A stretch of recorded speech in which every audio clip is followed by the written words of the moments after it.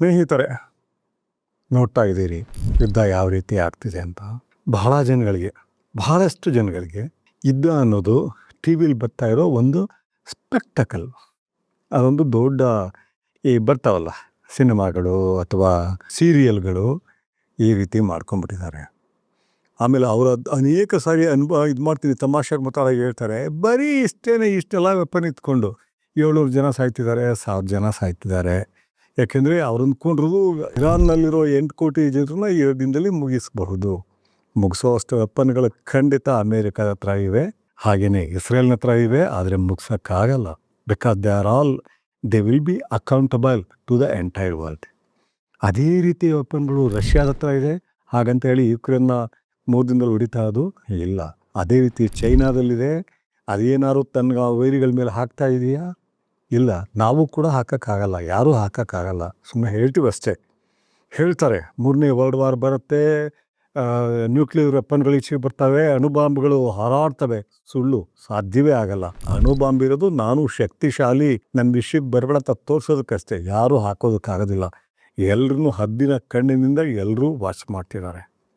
ಇವತ್ತು ಶಾಕ್ ಆಗೋದೇನು ಅಂದರೆ, ಯುದ್ಧ ನಡೀತಾ ಇದೆ, ಯುದ್ಧದ ವಾತಾವರಣ ಇದೆ, ನನ್ನನ್ನು ಮುಗಿಸೋದಕ್ಕೆ ಶತ್ರು ರಾಷ್ಟ್ರಗಳು ಯತ್ನಿಸ್ತಿವೆ ಅಂತೇಳಿ ಖಮೇನಿಗೆ ಇರಾನಿಗೆ ಗೊತ್ತಿತ್ತು. ಮತ್ತು ಚೈನಾ ಇಂಟೆಲಿಜೆನ್ಸ್ 6 ಲಕ್ಷ ಜನ ಕೆಲಸ ಮಾಡ್ತಾರಲ್ಲಿ. ಯಾವ ಮೊಸಾಡ್ಗೂ ಕಮ್ಮಿ ಇಲ್ಲ, CIA ಕಮ್ಮಿ ಇಲ್ಲ. ಅಂಥ ಒಂದಿದು ಅವ್ರಿಗೆ ಗೊತ್ತಾಗಲಿಲ್ವಾ? 200 ಫ್ಲೈಟ್ ಹೊರಡ್ತಾ ಇದ್ದಾವೆ ಇಸ್ರೇಲ್ನಿಂದ, ಟೆಲ್ ಅವೀವ್ನಿಂದ. ಹತ್ತಿರ ಹೋಗ್ತವೆ, ಹತ್ತಿರ ಹೋಗಿ ಕ್ಷಿಪಣಿಯನ್ನು ಬಿಡ್ತವೆ. ಗೊತ್ತಾಗಲಿಲ್ವಾ? ಇವ್ರಿಗೆ ನ್ಯೂಸ್ ಕೊಡಲಿಲ್ವಾ? ಎಲ್ಲ ಹೇಳ್ತಿರೋದೇನೋ ಇವರು ಎಲ್ಲದನ್ನೂ ಕವರ್ ಮಾಡಿಬಿಟ್ಟಿದ್ರು. ಯಾರು? ಯಹೂದಿಗಳು, ಜ್ಯೂಸ್ಗಳು ಕವರ್ ಮಾಡಿಟ್ಟಿದ್ರು. ಆ ನ್ಯೂಸ್ ಕೂಡ ರೀಚ್ ಆಗಲಿಲ್ಲ. ಮತ್ತು ರಷ್ಯಾ ಆಗಲಿ ಚೈನಾ ಆಗಲಿ ಎಚ್ಚರಿಸಕ್ಕಾಗಲಿಲ್ಲ ಅಂದ್ರೆ ಅರ್ಥ ಏನು? ಬಹುಶಃ ಅವ್ರು ನೋಡಿದಾಗ 200 ವಿಮಾನ ಹೊರಟಿವೆ ಅಂತ ಗೊತ್ತು, ಆದರೆ ಖಮೇನಿ ಸಿಗಬಹುದು ಇವ್ರ ಕೈಗೆ ಅಂತ ಅಂದ್ಕೊಂಡಿರಲ್ಲ. ಬಂಕರ್ಗೆ ಹೊರಟೋಗ್ತಾರೆ. ಅಂದರೆ ಅಷ್ಟು ಗೋಪ್ಯವಾಗಿ ಆ ಕಾರ್ಯಾಚರಣೆ ಎಸಗಿದ್ದಾರೆ. ಬಿಡಿ, ಇವತ್ತು ಅಣುಬಾಂಬ್ನ ಯುದ್ಧ, ಮಹಾಯುದ್ಧ, 3ನೇ ಮಹಾಯುದ್ಧ ನಡಿಬೇಕಾಗಿಲ್ಲ. ಮಹಾಯುದ್ಧಗಳು ನಡೆದಾಗ ಏನಾಗ್ತದೆ? ಜನಸಮೂಹ ತತ್ತರಿಸಿ ಹೋಗುತ್ತೆ. ಎಲ್ಲಿ ಯುದ್ಧ ನಡೀತಿದೆಯೋ ಅಲ್ಲಿ ಬಟ್ಟೆ ಆಗಿಬಿಡುತ್ತೆ. ಬೇರೆ ಕಡೆಗೂ ಪರೋಕ್ಷವಾಗಿ ಅದರ ಪರಿಣಾಮ ಉಂಟಾಗುತ್ತೆ. ಇವತ್ತು ಹಾಗಿಲ್ಲ ಸ್ನೇಹಿತರೆ. ನಾವೆಲ್ಲ ಅರ್ಥ ಮಾಡ್ಕೋಬೇಕು. ಎಲ್ಲರೂ ಅರ್ಥ ಮಾಡ್ಕೋಬೇಕು. ಅಲ್ಲೆಲ್ಲೋ ಇರಾನ್ ನಮ್ಮ ಹತ್ರ ಇಲ್ಲ, ಅಲ್ಲೆಲ್ಲೋ ಇಸ್ರೇಲ್ ನಮ್ಮ ಹತ್ರ ಇಲ್ಲ, ಇದ್ಯಾವುದೋ ಅಮೇರಿಕಾ ನಮ್ಮ ಹತ್ರ ಇಲ್ಲ. ಆದರೆ ಅಲ್ಲಿ ನಡೀತೀವೋ ಯುದ್ಧ ನಮ್ಮ ಮೇಲೆ ಎಷ್ಟು ಪರಿಣಾಮ ಬೀರುತ್ತೆ ಅನ್ನೋದಕ್ಕೆ ಇವತ್ತಿನಿಂದ ನೀವು ಗಮನಿಸಿರಬೇಕು. 3 ದಿನದಿಂದಲೇ ಗ್ಯಾಸ್ ಬಗ್ಗೆ ಮಿತಿ ಏರೋಕ್ಕೆ ಶುರು ಮಾಡಿದೆ. ರೇಷನ್ ಮಾಡಿಸೋದಕ್ಕೆ ಶುರು ಮಾಡಿದೆ ನಮ್ಮ ಸರ್ಕಾರಗಳು, ಕೇಂದ್ರ ಸರ್ಕಾರ ಮತ್ತು ರಾಜ್ಯ ಸರ್ಕಾರಗಳು. ಅನಿವಾರ್ಯ. ಅವ್ರೇನು ನಮ್ಮನ್ನು ಹಾಳು ಮಾಡಬೇಕು, ಜನಕ್ಕೆ ತೊಂದರೆ ಕೊಡಬೇಕು ಅಂತ ಇಲ್ಲ, ಅನಿವಾರ್ಯ ಆಗಿಬಿಟ್ಟಿದೆ. ಸಾಕಷ್ಟು ಹೋಟೆಲ್ಗಳು ಗ್ಯಾಸ್ ಇಲ್ಲದೆ ಮುಚ್ತಾ ಇದ್ದಾವೆ. ಇದು ಬಿಗಿನಿಂಗ್ ಅಷ್ಟೇ, ಇನ್ನೂ ಆರಂಭ. ಇದೇ ಯುದ್ಧ ಅಕಸ್ಮಾತ್ 5-6 ತಿಂಗಳು ನಡೆದ್ರೆ ಇವತ್ತು ಭಾಳ ಜನ ಮಾತನಾಡೋದು geopolitics, a new world order, balance of power. ದೊಡ್ಡ ಪದ ಬೇಕಿಲ್ಲ. ಅಲ್ಲಿ ಕೂತಿರೋ ಯಾರು ನಿಮಗಿಂತಲೂ ನನಗಿಂತಲೂ ಪ್ರಚಂಡರಲ್ಲ. ಇದನ್ನು ಹೇಳಿದಾಗ ಆರ್ಡಿನರಿ ಜನ ಇರ್ತಾರಲ್ಲ, ಆ ಭಕ್ತರುಗಳು, ಅದು ಯಾವುದೇ ದೇಶ ಇರ್ಬೋದು, ಯಾವುದೇ ನಾಯಕ ಇರ್ಬೋದು, ಯಾವುದೇ ಪಕ್ಷ ಇರ್ಬೋದು, ಯಾವುದೇ ಜನಾಂಗ ಇರಬಹುದು, ಆ ಭಕ್ತರುಗಳು ಅಂತ ಇರ್ತಾರೆ. ಅವ್ರಿಗೆ ಈಕ್ವಲ್ಲ ನೀವು? ಏನು ಈಕ್ವಲ್? ಬಹುಶಃ ಇವ್ರನ್ನೆಲ್ಲ ಕೂರಿಸಿದ್ರೆ, ಈ ಟ್ರಂಪ್ ಅಣ್ಣ, ಇವ್ರನ್ನೆಲ್ಲ, ಈ ಮೋದಿ ಸಾರ್ ಇವ್ರನ್ನೆಲ್ಲ 1 ಅವರ್ ಕೂರಿಸಿದ್ರೆ ನನಗಿಂತಲೂ ಬಿಡಿ, ಸುಮ್ಮನೆ ನೀವು ಅಹಂ ಅಂತೀರಿ. ನಮ್ಮ ದೇವನೂರು ಮಹಾದೇವ ಇವ್ರ ಎದುರಿಗೆಲ್ಲ ಕೂತ್ಕೊಳ್ಳೋಕ್ಕಾಗತ್ತೆ ಅಂದ್ಕೊಂಡ್ರೆ, ಪುರುಷೋತ್ತಮ ಬಿಳಿಮಲೆ ಅವ್ರಿಗಿರೋ ಒಂದು ಒಳನೋಟ ಇರುತ್ತೆ ಅಂದ್ಕೊಂಡಿದ್ದೀರಾ? ಇಲ್ಲ. ಆದರೆ ಆ ಪೊಸಿಷನ್ನಲ್ಲಿದ್ದಾರೆ. They can take decision. ಈಗ ಪುರುಷೋತ್ತಮ ಬಿಳಿಮಲೆ ಎಲ್ಲಿ ಕೆಲಸ ಮಾಡ್ತಾರೋ ಅಲ್ಲ ದೊಡ್ಡ ಮನುಷ್ಯ ಇರ್ತಾನೆ, ಅವನಿಗೆ ಅವ್ರು ರಿಪೋರ್ಟ್ ಮಾಡ್ಕೋಬೇಕು. ಅದೇ ರೀತಿ ಬಿಡಿ, ದೇವನೂರು ಮಹಾದೇವ ಆಗಲಿ ನಾವಾಗಲಿ ಯಾವತ್ತೂ ಕೆಲಸ ಮಾಡ್ತಿಲ್ಲ. ಆದರೆ ಇದು ನಾನು ಅಹಮ್ಮಿಂದ ಹೇಳ್ತಿಲ್ಲ. ನಿಮ್ಮಲ್ಲೂ ಬಹಳ ಜನ, ಕೋಟ್ಯಾಂತರ ಜನ ಎಲ್ರಿಗಿಂತಲೂ ಬುದ್ಧಿವಂತರಿದ್ದೀರಿ. ಆದರೆ ಅಲ್ಲಿ ಕೂತಾಗ ಅವ್ರು ವಿವೇಚನೆ ಕಳ್ಕೊಳ್ತಾರೆ. ವಿವೇಚನೆಗಳು ಕಳ್ಕೊಂಡು ನೂರಾರು ಒತ್ತಡಕ್ಕೆ ಸಿಗ್ತಾರೆ. ಅವ್ರೇನು ಖುಷಿಗೆ ಮಾಡ್ತಿದ್ದಾರೆ ಅಂತ ಅನ್ನೋಲ್ಲ. ಅವ್ರು ಯಾರು ದುಷ್ಟರು, ರಾಕ್ಷಸರು, ಪಿಶಾಚಿಗಳು, ವಿಲನ್ಗಳು ಅಂತ ಕರೆಯಲ್ಲ. ಅವರು ವಿವೇಚನೆ ಕಳ್ಕೊತಾರೆ. ಒಂದು ಗುಂಪಿಟ್ಕೊಳ್ತಾರೆ. ಆ ಗುಂಪಿನ ಮೂಲಕ ವಿವೇಚನೆ ಕಳ್ಕೊಳ್ತಾರೆ. ವಿವೇಚನೆ ಕಳ್ಕೊಂಡಾಗ ಏನಾಗುತ್ತೆ? ಈಗ ಆಗ್ತಾ ಇದೆಯಲ್ಲ. ಇದೇ ಖಮೇನಿನ ಯುದ್ಧ ಘೋಷಣೆ ಮಾಡಿ 3 ದಿನದ ನಂತರ ಹೊಡೆದಿದ್ರೆ ಹತ್ಯೆ ಮಾಡಿದರೆ ಅಥವಾ ಯುದ್ಧದಲ್ಲಿ ಕೊಂದಿದ್ರೆ ಯಾವ ಸಮಸ್ಯೆನೂ ಇರ್ತಿರ್ಲಿಲ್ಲ. ಆದರೆ ಇವತ್ತು ಅಮೇರಿಕ ಏನೇ ಹೇಳಲಿ, ಇಸ್ರೇಲ್ ಏನೇ ಹೇಳಲಿ, ಯುದ್ಧ ಘೋಷಣೆ ಮಾಡೋದಕ್ಕೂ ಮುಂಚೆ ಇಟ್ ಈಸ್ ಆಲ್ಮೋಸ್ಟ್ ಲೈಕ್ ಸಂಚು ಮಾಡಿರೋ ಒಂದು ಹತ್ಯೆ, ಕೊಲೆ ಇದು. ಖಮೇನಿನ ನಾನು ಖಂಡಿತ ಒಪ್ಪಲ್ಲ. ಖಮೇನಿ ಬಗ್ಗೆ ನಾನು ಬಹಳಷ್ಟು ವಿಷಯಗಳನ್ನ ಬಹುಶಃ ಪತ್ರಿಕೆ ಎದುರು ಬರೀತಿದ್ದೆ, ಹೇಳ್ತಿಲ್ಲ. ಬಹಳಷ್ಟು ವಿಷಯಗಳಿದೆ. ಬೆಂಗಳೂರಿನಲ್ಲೇ ಸಾಕಷ್ಟು ಮಂದಿ ಹೆಣ್ಮಕ್ಳಿದ್ದಾರೆ, ಇರಾನಿ ಹೆಣ್ಮಕ್ಳು. ನಿಮಗೆ ಗೊತ್ತಾ? ಅವ್ರನ್ನ ಮಾತನಾಡಿ ಅಂತ ಒಂದು ಹೆಣ್ಮಗು ನಮ್ಮ ಹತ್ರ 7-8 ತಿಂಗಳಿಂದ ಬರುತ್ತೆ. 7-8 ತಿಂಗಳು ನಡೀತಾ ಇತ್ತು. ಅಲ್ಲಿ ಪ್ರಕ್ಷುಬ್ಧತೆ ಇದ್ದಾಗ ಬರುತ್ತೆ. ಬೇರೆ ಡೀಟೇಲ್ ನಾನು ಹೇಳಲ್ಲ. ಅವ್ರ ಹುಟ್ಟಿ ಏನು ಎಲ್ಲಿದ್ದಾರೆ ಎಲ್ಲ ಗೊತ್ತು ನನಗೆ. ಯಾಕೆ ಬರ್ತಾರೆ? ನಮಗೆ ಗೊತ್ತಿರೋ ಒಬ್ಬ ಮಹಿಳಾ ವಕೀಲೆಯ ಮೂಲಕ ಬರ್ತಾರೆ. ಆ ಮಹಿಳಾ ವಕೀಲೆ ನಾವು ಬೆಳೆಸಿರೋ ನಮ್ಮ ಸ್ನೇಹಿತರ ಮಗಳು. ಅಂಕಲ್, ನೀವೊಂದು ಸಹಾಯ ಮಾಡಲೇಬೇಕು ನನ್ನ ಗೆಳತಿಗೆ ಅಂತ ಕರ್ಕೊಂಡ್ಬರುತ್ತೆ. ಏನು ವಿಷಯ ಅಂತ ನಾನು ಬಚ್ಚನ್ನು ಇನ್ನೂ ಒಂದಿಬ್ರು ಇರ್ತೀವಿ, ಕೇಳ್ತೀವಿ. ಏನು ವಿಷಯ ಹೇಳಿ? ಆ ವಕೀಲೆ ಮತ್ತು ವಕೀಲೆ ತಂದೆ ಎಲ್ಲ ಇರ್ತೀವಿ. ಸರ್, ನಾನು ಇಲ್ಲೇ ಇರಬೇಕು, ಇಂಡಿಯಾದಲ್ಲಿ ಇರಬೇಕು, ಆದರೆ ನನ್ನ ವೀಸಾ ಮುಗಿದೋಗಿ 3 ತಿಂಗಳಾಗಿದೆ. ನೀವು ಮುಗಿಯೋಕ್ಕೆ ಮುಂಚೆ ಯಾಕೆ ಅಪ್ಲೈ ಮಾಡಿಲ್ಲ? ಇಲ್ಲ ಸರ್, ಅಪ್ಲೈ ಮಾಡಿದೆ, ಕೆಲವು ಕಾರಣಗಳಿಗೆ 2 ಸರಿ ಎಕ್ಸ್ಟೆಂಡ್ ಮಾಡಿದ್ರು, 3ನೇ ಸರಿ ಕಷ್ಟ ಅಂದರು. ಪೊಲೀಸ್ ನಿಮ್ಮನ್ನ ಅರೆಸ್ಟ್ ಮಾಡ್ತಿಲ್ವಾ? ಅರೆಸ್ಟ್ ಮಾಡಿ ಡಿಪೋಲ್ಟ್ ಮಾಡ್ತಿಲ್ವಾ? ಇಲ್ಲ ಸರ್. ಆಕೆ ಹೇಳಿದ್ವೇ ಪದಗಳು. ಆ ಅಧಿಕಾರಿಗಳ ಹೆಸರು ಕೂಡ ಹೇಳ್ತು. ಸರ್, ಎಲ್ಲ ಅಧಿಕಾರಿಗಳು ಮನುಷ್ಯತ್ವದಿಂದ ನನ್ನನ್ನು ನೋಡ್ತಿದ್ದಾರೆ. ನೀನು ಯಾವ ಕಾರಣಕ್ಕೂ ನಾವು ಎಕ್ಸ್ಟೆಂಡ್ ಮಾಡಲ್ಲ, ನಿನ್ನ ಹೇಳ್ಕೊಂಡು ಡಿಪೋಲ್ಟ್ ಮಾಡಲ್ಲ, ಆದರೆ ಬೇಗ ನೀನು ಇದನ್ನು ಕರೆಕ್ಟಾಗಿ ಕಾನೂನುಬದ್ಧವಾಗಿ ನೀನು ಇದನ್ನು ಮಾಡ್ಕೋಬೇಕು. ಕಾನೂನುಬದ್ಧವಾಗಿ ಮಾಡೋದು ಹೇಗೆ? ಆಗಿದ್ರೆ ಅವರೇ ಮಾಡಿಸ್ಬೋದಾಗಿತ್ತಲ್ಲ. ನನ್ನ ಪ್ರಶ್ನೆಗಳು ಸಹಜವಾಗಿ ನನಗೆ ಗೊತ್ತಿಲ್ಲ. ನನಗಿರೋದು ಒಂದೇ ಒಂದು ದಾರಿ ಈ ಸರಿ ಎಕ್ಸ್ಟೆನ್ಷನ್ ಅಂದರೆ, ಇಲ್ಲಿರೋ ಒಬ್ಬ ಹುಡುಗನ್ನ ಮದುವೆ ಆಗಬೇಕು. ಎಂಥ ನೋಡಿ, ಮುಸ್ಲಿಂ ಹುಡುಗನ್ನ ಮದುವೆ ಆಗಬೇಕು. ಯಾರನ್ನ ನೋಡಿದ್ಯಪ್ಪ? ನಾವು ಆಸಕ್ಕಾಗಲ್ಲ. Because you are educated lady ಮತ್ತು ಒಳ್ಳೆಯ ಕೆಲಸದಲ್ಲಿ ಇದೆಯಾ, ದುಡಿಮೆನೂ ಮಾಡ್ತಿದ್ಯಾ, ಯಾವ ಹುಡುಗನ್ನ ಕೊಟ್ಟು ಎಕ್ಸ್ಪ್ಲಾಯ್ಟ್ ಆಗೋ ಚಾನ್ಸ್ ಇರುತ್ತೆ ನೋಡಿದ್ಯಾ? ನೋಡಿದ್ದೀನಿ ಸರ್. ಎಲ್ಲಿಯ ಹುಡುಗ? ಸಕಲೇಶಪುರದ ಹುಡುಗ. ಗುಡ್, ಮಾಡ್ಕೊಮತ್ತೆ. ಇಲ್ಲ, ಆ ಹುಡುಗ ತಾಯಿ ತಂದೆಗೆ ಹೇಳಿ ಮಾಡೋದು ಬೇಡ, ಒಪ್ಪಲ್ಲ. ಯಾವುದೇ ಕಾರಣಕ್ಕೂ ಶಿಯಾ ಹುಡುಗಿ, ಅದು ಇರಾನಿ ಹುಡುಗಿ ಬೇಡ ಅಂತಾರೆ, ನಾನು ಮಾಡ್ಕೊಳ್ತೀನಿ ಅಂತಿದ್ದಾನೆ. ಸರಿ, ಆ ಹುಡುಗನ್ನ ಮಾತಾಡೋಣ ಬಿಡಪ್ಪ, ಒಪ್ಸೋಣ ಬಿಡು. ಆ ಹುಡುಗನ್ನ ನಮಗೆ ಮಾತನಾಡ್ಸೋ. ನಿಮ್ಮ ಬಗ್ಗೆ ಎಲ್ಲ ಗೊತ್ತು ಸರ್, ಮುಸ್ಲಿಂ ಹುಡುಗ, ಸಹಜವಾಗಿ ನನ್ನ ಬಗ್ಗೆ ನನಗಿದ್ರು ಹೆಚ್ಚು ಬಚ್ಚನ್ ಬಗ್ಗೆ ಎಲ್ಲ ಗೊತ್ತಿರುತ್ತೆ. ಬೇರೆಯವ್ರ ಕೈಲಿ ಹೇಳ್ಸೋಣ. ನಾವು ಯಾವ ಲೆವೆಲ್ ಯೋಚನೆ ಮಾಡ್ತೀವಿ ಅಂದರೆ, ಆ ಲೆವೆಲ್ ಬಂದಾಗ ಜಮೀರ್ ಅವ್ರ ಕೈಲಿ ಅಥವಾ ರೋಷನ್ ಬೇಗ್ ಯಾಕೆಲ್ಲರೂ ಹೇಳ್ಸೋಣ ಅಂತ ಪ್ಲ್ಯಾನ್ ಮಾಡ್ತೀವಿ. ಅದನ್ನು ಮಾತನಾಡಿ ತಿರುಗಿ ಮಾರನೇ ದಿನ ಬಾ ಅಂತ ಕರೆಸ್ತೀವಿ. ನಮಗೆ ಆಗ ಗೊತ್ತಾಗುತ್ತೆ ಇಲ್ಲಿರೋ ಒಂದು ದೊಡ್ಡ ಸಮಸ್ಯೆ ಏನು ಅಂದರೆ, ಆ ಮದುವೆ ರಿಜಿಸ್ಟರ್ ಮಾಡೋಕ್ಕಾಗಲ್ಲ. ಯಾವ ಕಾರಣಕ್ಕೂ ರಿಜಿಸ್ಟ್ರೇಷನ್ ಆಫೀಸ್ ಕಳಿಸಿ ಆ ಮದುವೆ ರಿಜಿಸ್ಟರ್ ಮಾಡೋಕ್ಕಾಗಲ್ಲ. ಬಿಕಾಸ್ ಆಕೆ ಇರಾನಿ ಸಿಟಿಸನ್, ಅಲ್ಲಿಯ ಪ್ರಜೆ. ಇಲ್ಲಿ ಮಾಡ್ಕೊಳಕ್ಕಾಗಲ್ಲ. ಅದು ವೀಸಾ ಇಲ್ಲ, ಕಳೆದೋಗಿದೆ, ಮಾಡ್ಕೊಳಕ್ಕಾಗಲ್ಲ. ವೀಸಾ ಎಕ್ಸ್ಟೆಂಡ್ ಆಗಿದ್ರೆ, ವೀಸಾ ಇದ್ದ ಟೈಮಲ್ಲಾಗಿದ್ದರೆ ಪ್ರಯತ್ನ ಪಡ್ಬೋದಿತ್ತು. ಈಗ ದಾರಿ ಇರೋದೇನೋ ಒಂದೇ, ಮಸೀದಿನಲ್ಲಿ ರಿಜಿಸ್ಟರ್ ಮಾಡಿಸ್ಬೇಕು. ಐ ಥಿಂಕ್ ಹುಕ್ಕಾನಾಮ ಸಮಥಿಂಗ್ ಲೈಕ್ ದಟ್ ಮಾಡಿಸಬೇಕು. ಅವರಿಗೆ ನಮಗೆ ಒಂದು ನಂಬಿಕೆ ಇದೆ. ನನಗಂತೂ ದಲಿತರ ಬಗ್ಗೆ ಮತ್ತು ಅಲ್ಪಸಂಖ್ಯಾತರ ಬಗ್ಗೆ ನಾನು ಏನು ಹೇಳಿದ್ರು ನಾವು ಸಹಾಯ ಮಾಡ್ತಾರೆ ಅನ್ನೋಷ್ಟು ಭರವಸೆ ಇದೆ. ನಾವು ಇಬ್ಬರು ಮೌಲ್ವಿಗಳನ್ನು ಕರೆಸ್ತೀವಿ, ಈ ಹೆಣ್ಣುಮಗಳನ್ನು ಕರೆಸ್ಕೊಳ್ತೀವಿ. ಕರೆಸ್ಕೊಂಡು ಏನು ಮಾಡೋದು ಅಂದಾಗ ಅವ್ರು ಹೇಳ್ತಾರೆ, ಈ ವೀಸಾ ಇದಾಗಿ ಮುಗಿದೋಗಿರೋದ್ರಿಂದ ನಾವು ಅದನ್ನು ರಿಜಿಸ್ಟರ್ ಮಾಡೋಕ್ಕಾಗಲ್ಲ. ಆ ಹುಡುಗಿ ಕಣ್ಣಲ್ಲಿ ನೀರಾಗ್ತಾ ಇದೆ. ಆಗ ನಾನೊಂದು ಮಾತು ಕೇಳ್ತೀನಿ ಆ ಹೆಣ್ಮಗಳಿಗೆ, ಇಲ್ಲಿ ಏನು ಮುಸ್ಲಿಂ ಬಗ್ಗೆ ಅಂಥದ್ದೇನೋ ಪ್ರೀತಿ ಇಲ್ಲ ಜನಗಳಿಗೆ, ಇಲ್ಲಿರೋ ಮುಸ್ಲಿಮರೇ ಹೊಂದ್ಕೊಳ್ಳೋದಕ್ಕೆ ಇನ್ನೂ ಮಾಡ್ತಾ ಇದ್ದಾರೆ, ಮತ್ತು ಆಗದು ಸರಿ ಹೋಗುತ್ತೆ. ಆದರೆ ಈ ಕ್ಷಣದಲ್ಲಿ ಸಮಸ್ಯೆಗಳಿದ್ದಾವೆ, ನೀನು ಯಾಕೆ ಹಿಂದಕ್ಕೆ ಹೋಗಬಾರ್ದು? ಜೋರಾಗಳಕ್ಕೆ ಶುರು ಮಾಡ್ತಾಳೆ. ಸಾರ್, ನಮ್ಮ ಬಗ್ಗೆ, ನಮ್ಮ ದೇಶದಲ್ಲಿ ಹೆಣ್ಮಕ್ಳು ನಡ್ಸ್ಕೊಳ್ತಿರೋದ್ರ ಬಗ್ಗೆ ನಿಮ್ಗೇನೂ ಗೊತ್ತಿಲ್ಲ.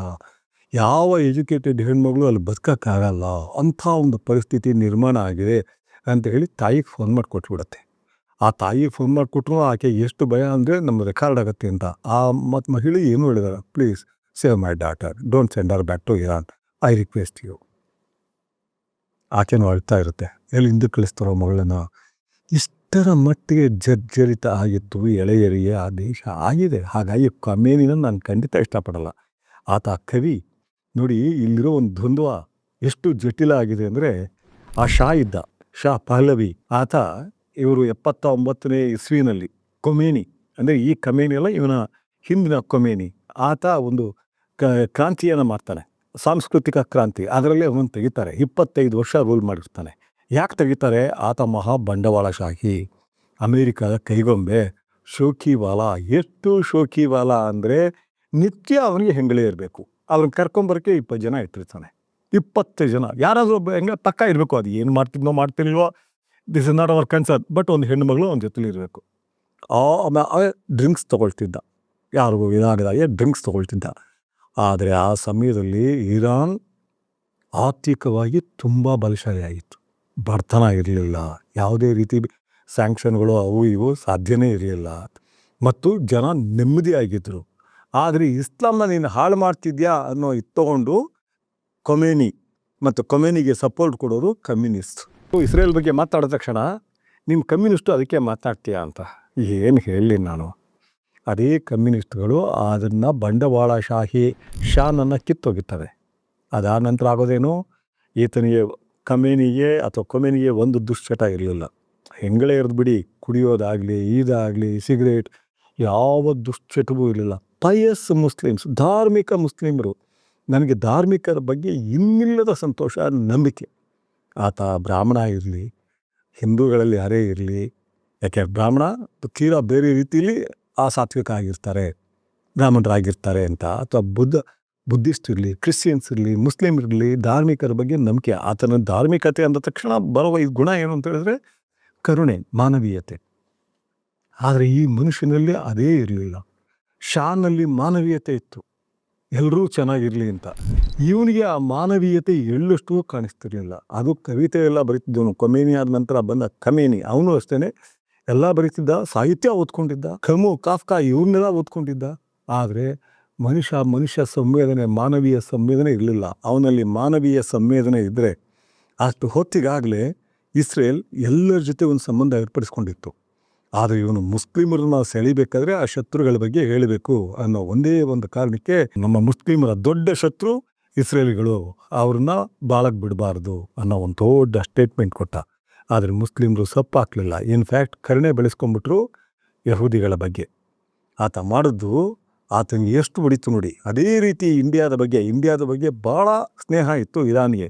ಆದರೆ ಪ್ರತಿ ಸಾರಿ ಪಾಕಿಸ್ತಾನದ ಜೊತೆ ನಮಗೆ ಸಣ್ಣ ಘರ್ಷಣೆ ಆದಾಗಲೂ ಇಸ್ಲಾಮಿಕ್ ರಾಷ್ಟ್ರಗಳು ಒಂದಾಗಬೇಕು, ಪಾಕಿಸ್ತಾನ ನಮ್ಮ ದೇಶ. ಅದೇ ಬಾಂಗ್ಲಾದಲ್ಲಿ ಹಿಂದೂಗಳು ಕೂಡ ಏನೂ ಅನ್ನಿಸಿಲ್ಲ. ಬಾಂಗ್ಲಾದಲ್ಲಿ ಹಿಂದೂಗಳ ಬಗ್ಗೆ ಹತ್ಯೆ ಆದಾಗ ನಾನು ಕೂಡ ಮಾತನಾಡಿಲ್ಲ. ಯಾಕೆ ಇಲ್ಲಿ ತೊಂದರೆ ಆಗೋದು ಬೇಡ ಅಲ್ವ, ಇಲ್ಲಿರೋ ಮುಸ್ಲಿಮರು ಕಾರಣ ಅಲ್ಲ, ಅಥವಾ ಇಲ್ಲಿ ಮುಸ್ಲಿಮರಿಗೆ ತೊಂದರೆ ಕೊಟ್ಟಾಗ ಎಲ್ಲ ಹಿಂದೂಗಳು ಕಾರಣ ಅಲ್ಲ. ಆ ಕಾಮನ್ ಸೆನ್ಸ್ ತಿಳುವಳಿಕೆ ಮಾತಾಡೋ ಬಿಡಲಿಲ್ಲ. ಆದರೆ ಆತ ಹೇಳಬೇಕಾಗಿತ್ತು, ಪಹಲ್ಗಾಮ್ ಆದಾಗ ಅಥವಾ ಬಾಂಗ್ಲಾ ಆದಾಗ ಇದು ಇಸ್ಲಾಂ ಧರ್ಮಕ್ಕೆ ಅನುಗುಣವಾಗಿಲ್ಲ ಅಂತ ಹೇಳಲಿಲ್ಲ. ಆದರೆ ಪಾಕಿಸ್ತಾನದ ಬಗ್ಗೆ ಪದೇ ಪದೇ ಹೇಳ್ತಿದ್ದ. ಕಾರಣ ಏನು? ಪಾಕಿಸ್ತಾನದ ಬಗ್ಗೆ ಪ್ರೀತಿ ಇರಲಿಲ್ಲ. ಪಾಕಿಸ್ತಾನ ಅವ್ರ ಮೇಲೆ ಬಾಂಬ್ ಹಾಕಿದ್ರು, 2 ದಿನ ಯುದ್ಧ ಮಾಡಿದರು. ಆದರೆ ಇಸ್ಲಾಂ ಜನಗಳನ್ನ, ಮುಸ್ಲಿಮರ ತನ್ನ ಕಡೆ ಸೆಳ್ಕೋಬೇಕು ಅನ್ನೋ ಒಂದೇ ಒಂದು ಕಾರಣಕ್ಕೆ ಮಾಡ್ದ. ಇವತ್ತು ಈ ಸಂದರ್ಭದಲ್ಲಿ ನಾವು ಯಾರ ಕಡೆ ಮಾತನಾಡಬೇಕು? ಇಲ್ಲೂ ತಪ್ಪುಗಳಿದ್ದಾವೆ. ಇಸ್ರೇಲ್ ಅಲ್ಲಿ ತಪ್ಪಿಲ್ಲ ಅಂದ್ಕೊಂಡಿದ್ದೀರಾ, ತುಂಬ ಇದ್ದಾವೆ. ಆದರೆ ಒಂದು ಸಂಗತಿಯನ್ನು ಗಮನ ಇಟ್ಟು ಅಭ್ಯಾಸ ಮಾಡಬೇಕು, ಅಧ್ಯಯನ ಮಾಡಬೇಕು, ಗಮನಿಸಬೇಕು, ನಮ್ಮ ಅರಿವಿನ ಮೂಲಕ ಅರ್ಥ ಮಾಡ್ಕೋಬೇಕು. ಇರಾನ್ ಮಾಡ್ತಾ ಇರೋದು ಇಸ್ಲಾಂ ರಾಷ್ಟ್ರಗಳನ್ನು ಒಗ್ಗೂಡಿಸಿ ಇಸ್ರೇಲಿಗಳನ್ನ ಸದೆ ಬಡಿದು ಅವ್ರನ್ನ ಸಾಧ್ಯ ಆದರೆ ಸಾಕಷ್ಟು ಕೊಂದು ಹಾಕಿ ನಂತರ ಕ್ರಿಶ್ಚಿಯನ್ನರಿಗೂ ಕೂಡ ನಾವು ಸವಾಲು ಒಡ್ಡಬೇಕು. ಇವರಿಗೆ ಖಂಡಿತ ಅದಿಲ್ಲ. ಖಂಡಿತವಾಗಿಯೂ ಅವರ ಕಟ್ಟ ವಿರೋಧಿಗಳಿಗೂ ಗೊತ್ತು, ಅವ್ರಿಗೆ ಹಿಂದೂಗಳ ಮೇಲೆ ಆಕ್ರಮಣ ಮಾಡಬೇಕು, ಮುಸ್ಲಿಮರ ಮೇಲೆ ಮಾಡಬೇಕು, ಕ್ರಿಶ್ಚಿಯನ್ರ ಮೇಲೆ ಮಾಡಬೇಕು, ಎಲ್ಲನೂ ಹೊಲಿಸ್ಕೋಬೇಕು ಅನ್ನೋದಿಲ್ಲ. ಇರೋದೇ ಹೆಚ್ಚು ಕಮ್ಮಿ 1,70,00,000 ಜನ ಅವರು ಇಡೀ ವರ್ಲ್ಡ್ನಲ್ಲಿ.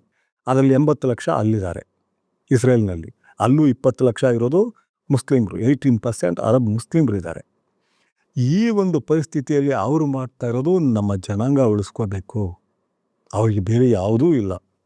ಯಾವುದೇ ಒಂದು ವಿಸ್ತರಣೆ ಮಾಡಬೇಕು, ಸಾಮ್ರಾಜ್ಯ ವಿಸ್ತರಣೆ ಮಾಡಬೇಕು, ನಮ್ಮ ಹಿಡಿತ ಬಲಪಡಿಸ್ಕೋಬೇಕು, ಬಿಗಿ ಮಾಡಬೇಕು, ಖಂಡಿತವಾಗಿ ಇಲ್ಲ. ತಾವು ಉಳಿಬೇಕು.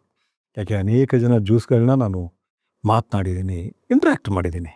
ಆವಾಗಿಂದ ಹೇಳ್ತಾ ಇರೋದು ನಾನು 1990 ಇನ್ನೂ ಸಡ್ಡಾಮ್ ಹುಸೇನ್ ಯುದ್ಧ ಆಗಿರಲಿಲ್ಲ. ಈಗಂತೂ ನನ್ನ ಹತ್ರ ಅನೇಕ ಎಳೆಯರಿಗೆ ಜ್ಯೂಸ್ಗಳು ಗೊತ್ತು. ಮುಸ್ಲಿಮ್ರು ಬಿಡಿ, ನಮ್ಮ ಕುಟುಂಬದ ಎಕ್ಸ್ಟೆಂಡೆಡ್ ಅವರೆಲ್ಲ ನಮ್ಮ ಮುಂದುವರಿದ ಕುಟುಂಬಗಳು.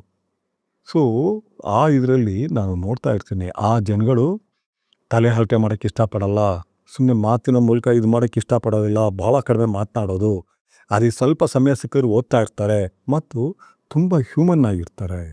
ಇದನ್ನು ನಾವು ಹೇಳಬೇಕು. ಆ ತಮ್ಮ ರಕ್ಷಣೆಗೋಸ್ಕರ ಇವತ್ತು ಯಾವ ಹಂತಕ್ಕೆ ಹೋಗ್ಬಿಟ್ಟಿದ್ದಾರೆ ಅಂದರೆ, ಅಮೇರಿಕ ಅವ್ರು ಹೇಳ್ದಂಗೆ ಕೇಳುತ್ತೆ.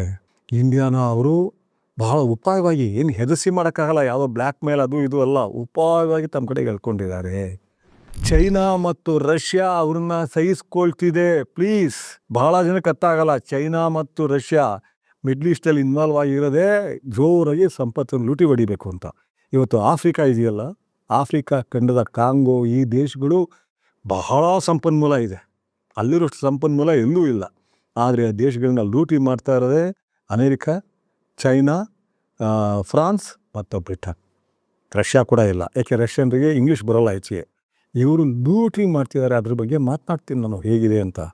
ಸೊ ಈ ವಿಷಯದಲ್ಲಿ ನಾವು ಬಹಳ ಆಳು ಕೊಡಬೇಕು. ಇದು ಜನಾಂಗಗಳ ನಡುವೆ, ಮನುಷ್ಯರ ನಡುವೆ, ಲೀಡರ್ಗಳ ನಡುವೆ ಏನೆಲ್ಲ ನಡೀತಿದೆ ಅಂದರೆ, ಇಡೀ ಮಾನವ ಸಂಕುಲವನ್ನೇ ಇವರು ಇವತ್ತು ತುಂಬ ಪ್ರಕ್ಷುಬ್ಧ ಪರಿಸ್ಥಿತಿಯಲ್ಲಿ ಇಟ್ಬಿಟ್ಟಿದ್ದಾರೆ. ಅತ್ಯಂತ ಪ್ರಕ್ಷುಬ್ಧ ಪರಿಸ್ಥಿತಿಯಲ್ಲಿ ಇಟ್ಬಿಟ್ಟಿದ್ದಾರೆ. ಇದ್ರ ಜೊತೆಗೆ ಕಂಬೈನ್ ಆಗೋದು ಯಾವುದು, ತಳುಕು ಹಾಕ್ಕೊಂಡಿರೋದು ಯಾವುದು, ಎಪ್ಸ್ಟೈನ್ ಫೈಲ್ಸ್. ಎಪ್ಸ್ಟೈನ್ ಅನ್ನೋ ಒಬ್ಬ ವ್ಯಕ್ತಿ, ಆತ ಮಾಡಿಟ್ಟ ಎಲ್ಲ ಒಂದು ಇದು ಏನು ಸಾಕ್ಷ್ಯಾಧಾರಗಳ ಮೂಲಕ ಯಾವ್ಯಾವ ಸಂಬಂಧಗಳು ಹೇಗಿತ್ತು, ಯಾರ್ಯಾರು ಹೇಗೆ ನಡ್ಕೋತಾರೆ ಅಂತ ಮಾಡಿಟ್ನಲ್ಲ, ಆ ದಾಖಲೆಗಳು ಇಡೀ ವರ್ಲ್ಡ್ನಲ್ಲಿ ಕಳಿಸ್ತಾ ಇದ್ದಾವೆ. ಯಾರವನು ಎಪ್ಸ್ಟೈನ್? ಯಾರವನು? ಯಾಕೆ ಹಾಗೆ ಮಾಡ್ದ? ಯಾರಿಗೋಸ್ಕರ ಮಾಡ್ದ? ಕುಮ್ಮಕ್ಕೆ ಯಾರ್ದಿತ್ತು? ಅದರಿಂದ ಪರಿಣಾಮ ಏನಾಗ್ತಿದೆ? ಯಾಕೆ ತುಂಬ ದೊಡ್ಡದು ಅದು. ಈ ಸರಿ ನಾನು ವಾರ್ಮಪ್ ಕೊಟ್ಟಿದ್ದೀನಿ. ಮುಂದಿನ ಸಾರಿ ಮೊದಲು ಎಪ್ಸ್ಟೈನ್ ಮತ್ತು ಆ ಎಪ್ಸ್ಟೈನ್ ಫೈಲ್ಗಳಿಂದ ಯುದ್ಧ ಏನಾಗ್ತಾ ಇದೆ ಈ ವಿಷಯದ ಬಗ್ಗೆ ಮಾತನಾಡ್ತೀನಿ.